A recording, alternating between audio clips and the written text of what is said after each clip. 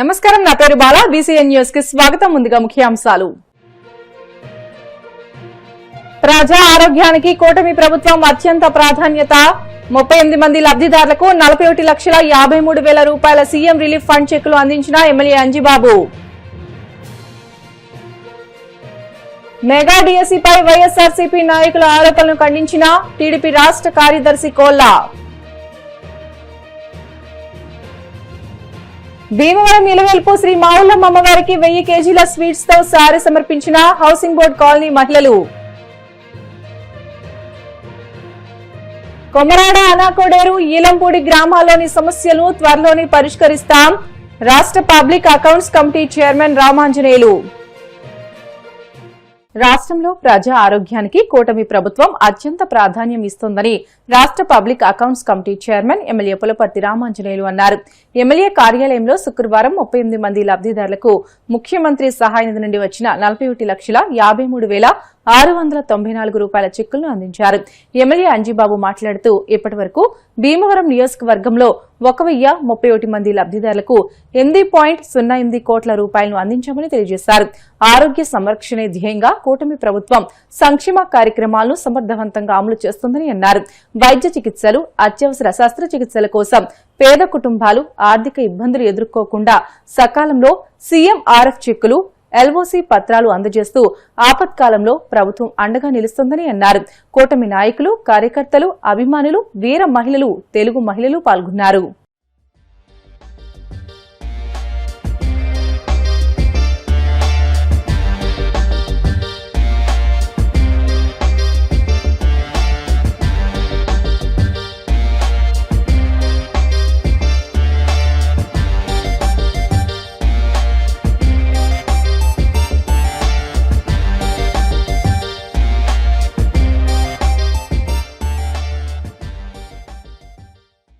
Mega డిఎస్సీపై YSRCP నేతలు చేస్తున్న ఆరోపణలు అసత్యమని టీడీపీ రాష్ట్ర కార్యదర్శి కోల నాగేశ్వరరావు విమర్శించారు. శనివారం భీమవరంలో జరిగిన సమావేశంలో ఆయన మాట్లాడారు. ముఖ్యమంత్రి చంద్రబాబు నాయకత్వంలో మెగా డిఎస్సీని పారదర్శకంగా నిర్వహించామని, డిఎస్సీ నియామకాలపై వైఎస్ఆర్సీపీ చేస్తున్న ఆరోపణలను ప్రజలు నమ్మరని ఆయన విమర్శించారు. వైకాపా ఆరోపణలు పూర్తిగా రాజకీయ ప్రేరేపితమని, నిబంధనలకు విరుద్దంగా రోడ్లపై దీక్షలు చేస్తూ ప్రజలకు అవాంఛనీయ ఇబ్బందులు సృష్టిస్తున్నారని అన్నారు. వైకాపా చేస్తున్న మెగా డిఎస్సీ అక్రమాల ఆరోపణలు నిరాధారమని, వాస్తవాలను వక్రీకరించి రాజకీయ లబ్ది పొందాలని చూస్తున్నారని నాగేశ్వరరావు విమర్శించారు. విద్యాశాఖ మంత్రి నారా లోకేష్ పై, ప్రభుత్వంపై వైకాపా నేతలు చేస్తున్న అసత్య ప్రచారాలను తీవ్రంగా ఖండిస్తున్నామని అన్నారు. ఆంధ్రప్రదేశ్ ప్రభుత్వం నారా చంద్రబాబు నాయకత్వంలో ఈ రాష్ట్రంలో ఎన్నికలకు ముందర మరి మేనిఫెస్టోలో పెట్టిన విధంగా 16,000 మంది మెగా డిఎస్సీ పిలిచి నారా లోకేష్ గారు విద్యాశాఖ మంత్రిగా ఎంతో ట్రాన్స్పరెన్సీగా చాలా దాన్ని ఎక్కడ కూడా చిన్న తప్పు లేకుండా, చిన్న మోసం లేకుండా ఉద్యోగాలు ఇచ్చిన పరిస్థితి మీ అందరూ తెలుసు.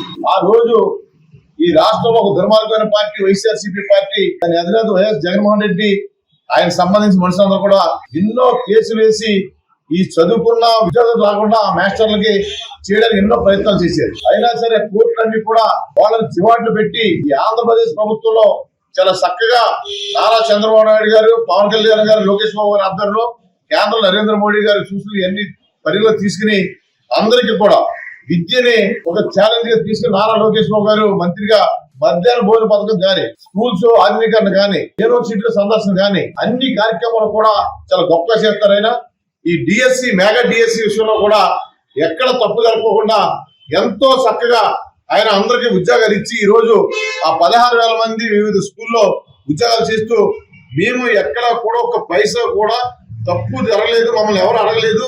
నారా లోకేష్ బాబు గారి ఆధ్వర్యంలో మేము మెరిట్ లో అన్ని టెస్ట్లో పాస్ అయ్యి ఎలా ఉద్యోగాలు చేస్తున్నాం, మేము చక్కగా ఉన్నామని చెప్పి చెప్తా సరే ప్రతి నియోజకవర్గంలో నిరసన దీక్షను పెట్టి మీకు సవాల్ చేస్తున్నాను. నేను వైఎస్ఆర్సీపీ పార్టీ, గొడ్డల పార్టీకి, జగన్మోహన్ రెడ్డికి, వాళ్ళ మనుషులకి నియోజకవర్గాల్లో సవాల్ చేస్తారు. కోలాశ్వర రాష్ట్ర కార్యదర్శిగా నేను మీకు దమ్ముందా?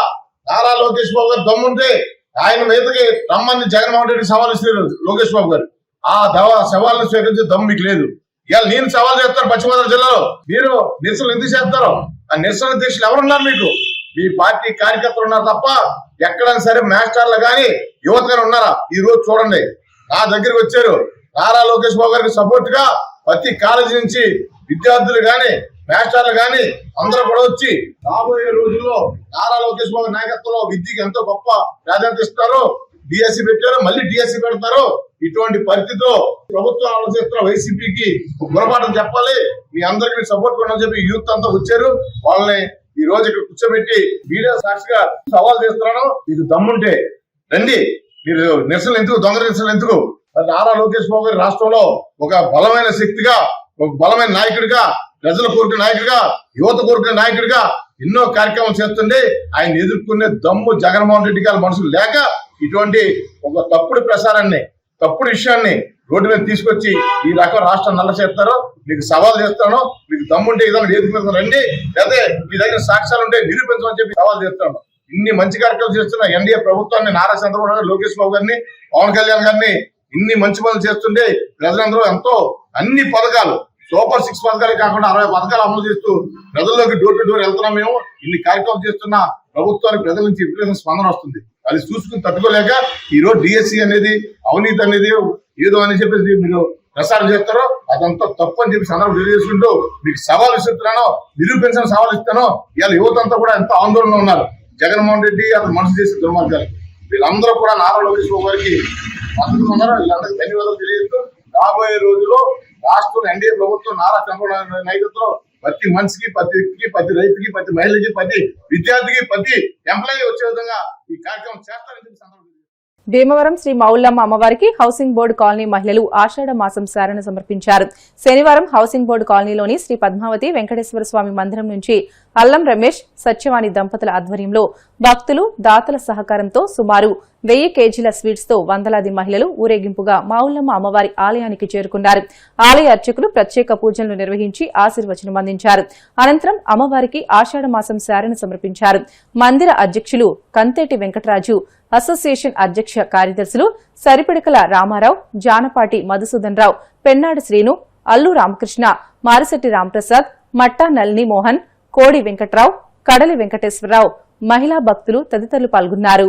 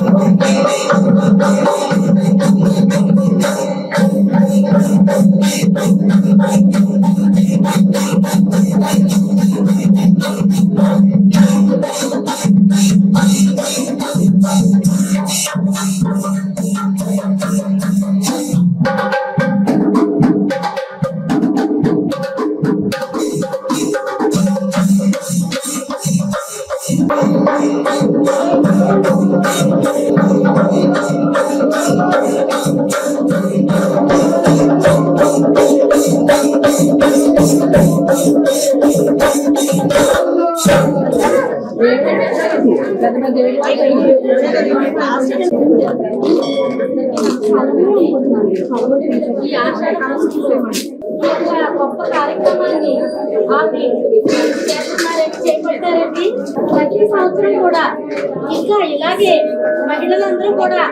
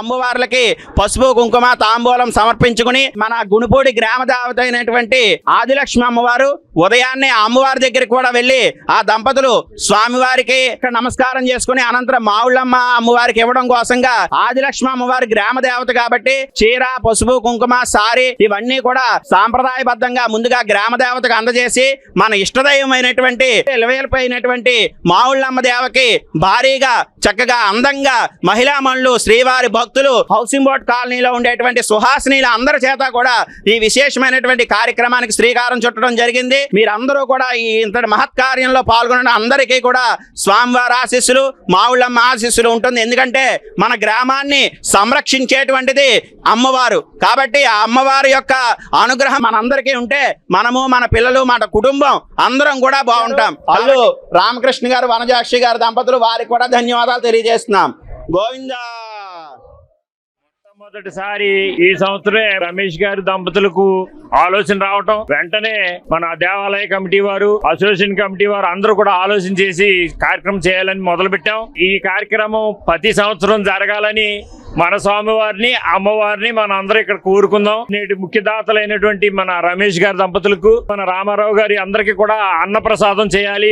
మహిళలందరూ కూడా ఇబ్బంది పడతారు ఇంటికి వెళ్తానికి అనేటువంటి వంటలు చేయడం అనేది ఆ ఏర్పాటు కూడా చేయడం జరిగింది. వంటర్ కిట్స్ నుంచి ఒక 3 బస్సులు కూడా అడగగానే మన అల్లు రామకృష్ణ గారు వారి స్కూల్ తరఫున వారు తీసుకురావడం మిగతా దాతలు మిగతా సహకరించిన వారు అందరికీ కూడా ధన్యవాదాలు. ఎవరి ప్రసాదం వాళ్ళు జాగ్రత్తగా తీసుకోండి. ఒక లైన్ గా క్రమబద్ధంగా వెళ్ళండి. తోసులాట్లు పెట్టుకోవద్దు. అవన్నీ కింద పడకుండా ఎలా తీసుకొస్తారో తీసుకురండి. ఈ సంవత్సరం నుంచి మావుళ్ళమ్మ అమ్మవారికి ఆషాఢ మాసం సారే ప్రక్రియను కొత్తగా ప్రారంభించుకుని మనందరం కూడా ప్రతి సంవత్సరం అమ్మవారికి ఆషాఢ మాసం సారిని ఈ సంవత్సరం నుంచి కూడా ప్రతి సంవత్సరం మనందరం కూడా తీసుకెళ్లి అమ్మవారికి సమర్పించుకుని మనందరం కూడా భక్తి శ్రద్ధలతో పూజించి అమ్మవారి కృపకు పాత్రలు కావాల్సిందిగా కోరుకుంటూ అందరూ కూడా మనం ఇక్కడ నుంచి చిన్న పార్క్ వరకు నడిచెళ్ళి అక్కడ బస్సులు ఎక్కుదాం. ఇక్కడ నుంచి మన హౌసింగ్ బోర్డు కాలనీలో బాజా భజంత్రులతో వెళ్తే అందరికీ కూడా తెలుస్తుంది. మళ్ళీ ఈ సంవత్సరం ఇంకా ఎక్కువ మంది వచ్చి మనకి ఈ కార్యక్రమాన్ని జయప్రదం చేస్తారని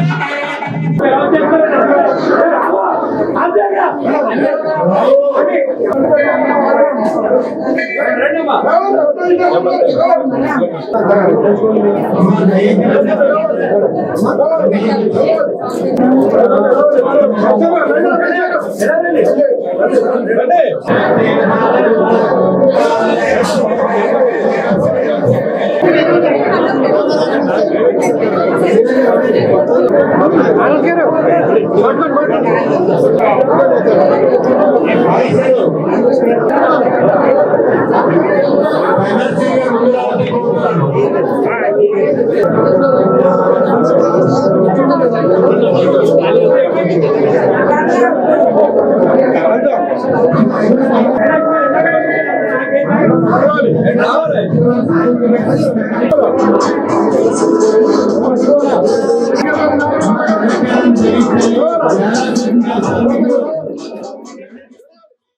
భీమవరం మండలంలోని కొమరాడ అనాకోడేరు ఈలంపూడి గ్రామాల్లోని సమస్యలను త్వరలోనే పరిష్కరిస్తామని రాష్ట్ర public accounts committee chairman MLA Pulaparthi Ramanjaneyulu అన్నారు. శనివారం 3 గ్రామాలకు చెందిన గ్రామస్తులు ఎమ్మెల్యే అంజిబాబును కలిసి పలు సమస్యలను వివరించారు. విద్యుత్, మంచినీళ్లు, రోడ్ల సదుపాయాలను కల్పించాలని గ్రామస్తులు కోరారు. దీనిపై ఎమ్మెల్యే అంజిబాబు అధికారులతో ఫోన్లో మాట్లాడారు. ఈ 3 గ్రామాల సమస్యలను నెల రోజుల్లోగా పరిష్కరిస్తామని, సీసీ రోడ్లు, మంచినీళ్లు, ట్రాన్స్ఫార్మర్లు వేసి విద్యుత్ సౌకర్యాన్ని అందిస్తామని అన్నారు. నీటి సంఘం ప్రెసిడెంట్ గంజాల స్వామినాయుడు, పల్లాల రాజు, రవిరాజు, ఎర్రంశెట్టి కృష్ణ తదితరులు పాల్గొన్నారు. రాట్నాల రాజా, ఎర్రంశెట్టి సుబ్రహ్మణ్యం, రాట్నాల కొండ, ఎర్రంశెట్టి లక్ష్మణ్, ఈలంపూడి త్రినాథరాజు, గొల్ల వెంకట సుబ్బయ్య, మోకా శ్రీనివాస్, పలపర్తి శ్రీను, ఎర్రంశెట్టి వెంకటేశ్వరరావు, గొంతి గణపతిరావు, సుంకర పద్మజీ, ఎర్రంశెట్టి కృష్ణ, 3 గ్రామాల పెద్దలు, గ్రామస్తులు, కూటమి నాయకులు, కార్యకర్తలు, అభిమానులు పాల్గొన్నారు.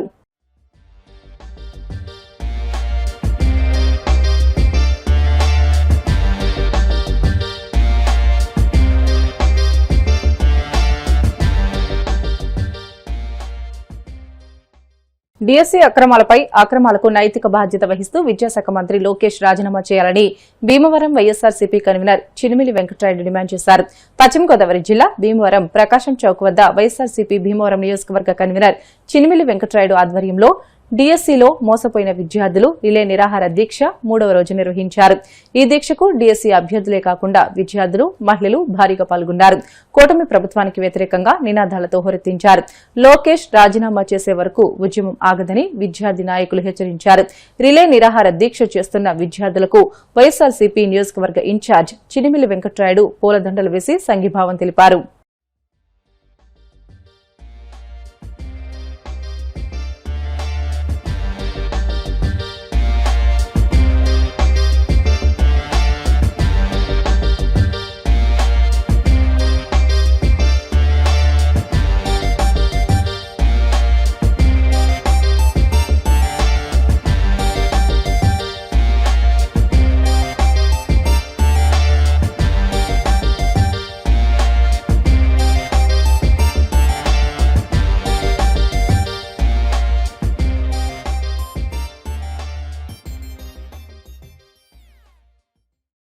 ప్రభుత్వానికి చిత్తశుద్ధి ఉంటే సిబిఐ ఎంక్వైరీ చేసి వారి యొక్క చిత్తశుద్ధిని నిరూపించుకోవాలి. లేదంటే విద్యాశాఖ మంత్రి లోకేష్ గారు రాజీనామా చేయాలి. వెంటనే ఏదైతే ఈ ఉద్యోగాలన్నింటినీ కూడా రద్దు చేసి స్పోర్ట్స్ కోటాలో ఏదైతే అవినీతి జరిగిందో వాటిలన్నింటినీ కూడా రీరిక్రూట్మెంట్ చేసే విధంగా ప్రభుత్వం నిర్ణయం తీసుకోవాలని చెప్పేసి వైఎస్ఆర్ కాంగ్రెస్ పార్టీ ఉద్యమం చేస్తుంది.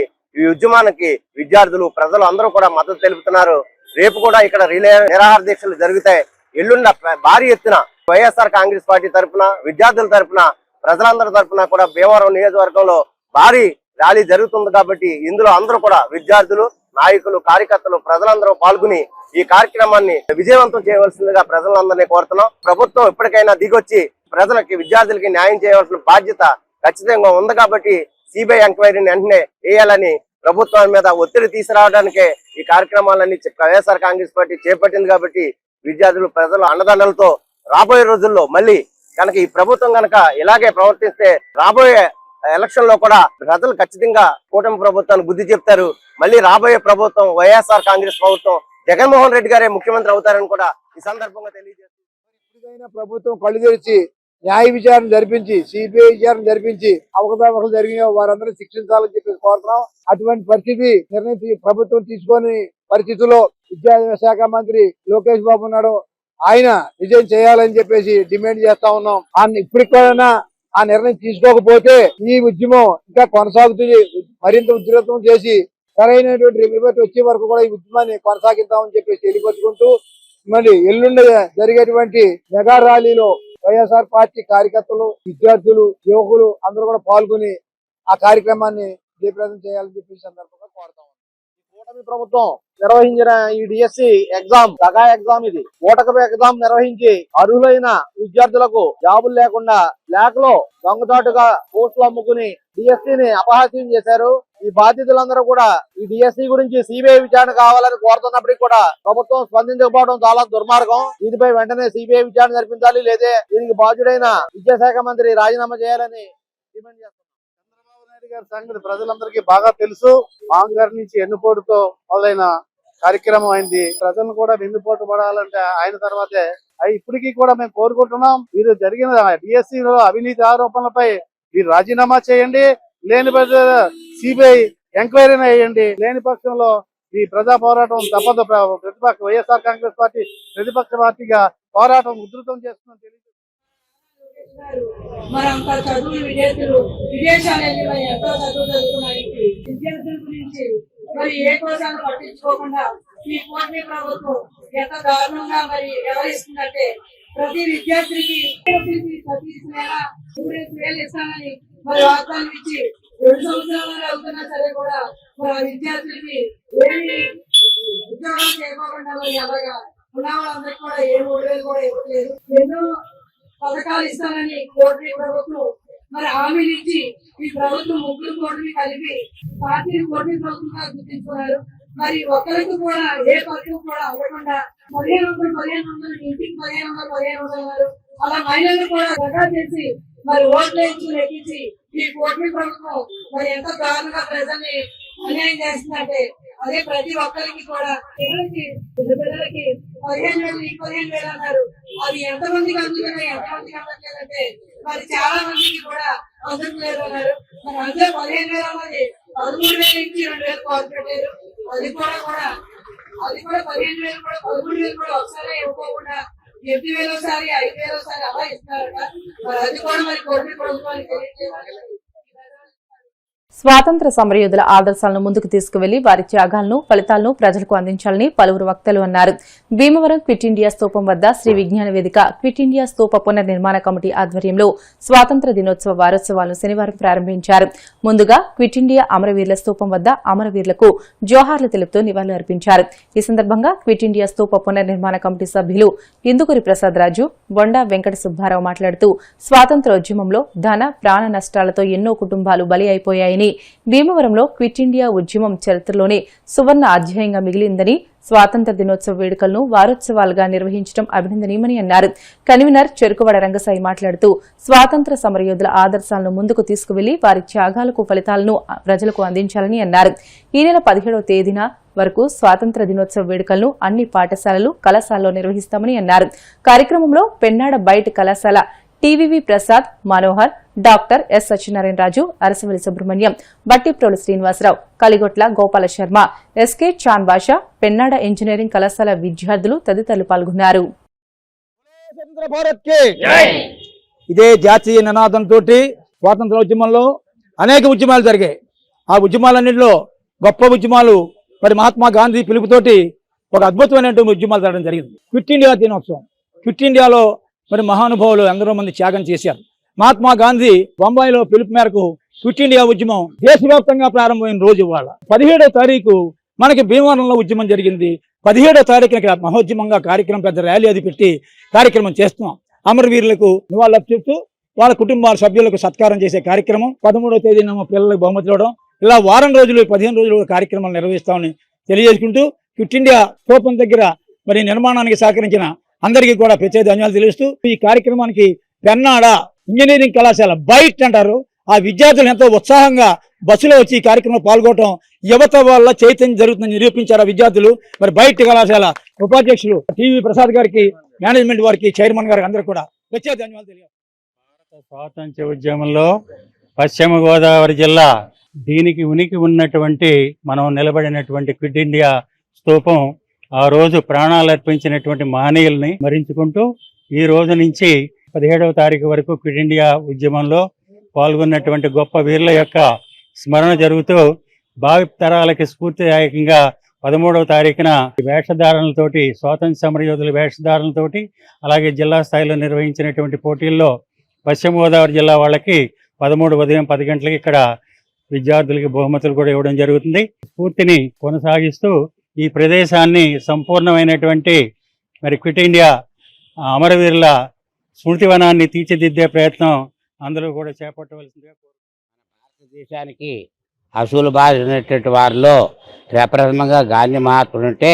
వారిని అనుసరించి అనేక మంది అనేక ప్రదేశాల నుంచి కూడా ఈ ఉద్యమంలో వారితో సహకరించిన వారు ఉన్నారు. అప్పట్లో పన్నుల నిరాకరణ ఉద్యమం చేయవలసిందని ప్రభుత్వానికి ప్రారంభిస్తే బార్డోలీలో ప్రారంభించారు.